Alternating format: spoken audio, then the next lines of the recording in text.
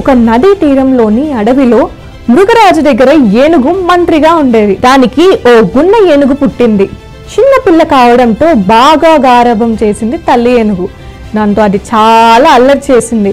మిగతా జంతువులను ఎప్పుడూ ఇబ్బంది పెడుతూ ఉండేది. అవన్నీ వచ్చి మంత్రికి ఫిర్యాదులు చేస్తుండేవి. అల్లరి పనులు చేయడం తప్పు అని చెప్పినా అస్సలు వినిపించుకునేది కాదు. అసలు దీని అల్లరి మాన్పించడానికి ఏం చేయాలో అర్థమే కావట్లేదు అంటూ బాధపడసాగింది మంత్రి.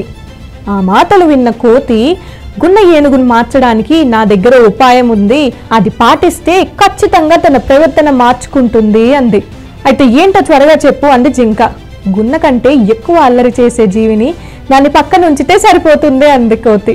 సరే అయితే అలాంటి జంతువును త్వరగా తీసుకుందా అన్నాయి జంతువులు.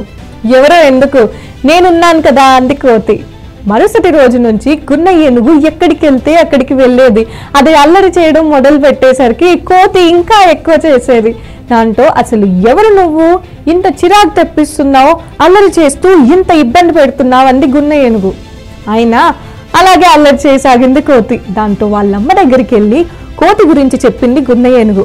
చూసావా తల్లి, అల్లరి చేస్తూ మన పనులకు ఆటంకం కలిగిస్తే ఎలా ఉంటుందో నువ్వు కూడా రోజు ఇలాగే చేస్తావు.